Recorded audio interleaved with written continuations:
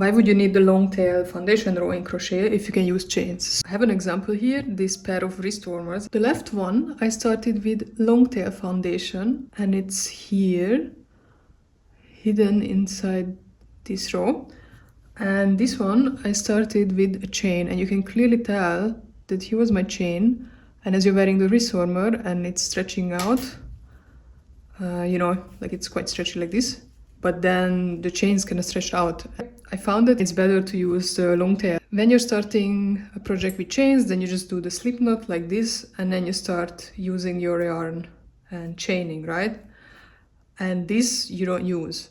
But then in the long tail foundation, you're using both this tail and then your working yarn to create your stitches. To make your long tail castle, first you have to decide the length of the long tail. And you do that by looking at how many chains you have. And you first take the yarn, wrap it around 10 times the hook, then you got 10 stitches. So with this tail I could crochet 10 stitches, right? And depending on the chain, your chain amount, you have to multiply this. So you know, for 20 you take this double amount of times, and then at the end you double it one more time, and then you have a safe amount of yarn that you can work with. So I have in the example 26, so this was 10 stitches, 20, and around half, like 25, 6 or so. Okay, so now this is my tail. You keep holding it where, so you know how long you have to have, and then I will double it one more time, so like this. Okay, so after you have your long tail, you do a slip knot at that spot. And then you can start your long tail foundation row. You take the strand with the long tail and you put it on your hand. And you take your working yarn and you put it on your hook from front to back, like this, that you have these two loops. And now you can grab here your slip knot. And now, look, it looks like I'm gonna do a single crochet with 2 loops. Now you grab yarn over and grab your long tail and pull it through these 2. And you repeat this basically. So this was my first stitch.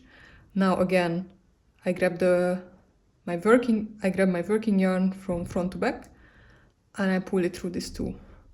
And yeah, that's what you do. Repeat it until you have the amount that you need. It's a bit funky first, but then as you get used to it, it becomes like second nature. And you can also hold it like you put your finger behind your long tail and your thumb, loop it like this, and then you grab both with your other 3 fingers, and then you can just use the hook more if you want to do that.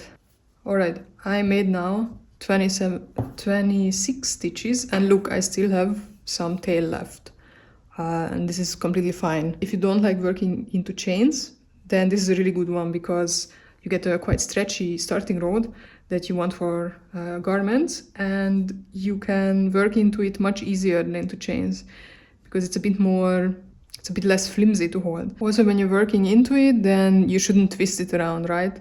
If you take your row and you turn it around, you can see on each side it has the little V's. So it has one side like this, one like this, like that. So on all 4 sides you have the little V's. So when you're working your row into it, then you always work on to one side of this, right? So you don't want to work one stitch here and, I don't know, twist it around and work it to the other side.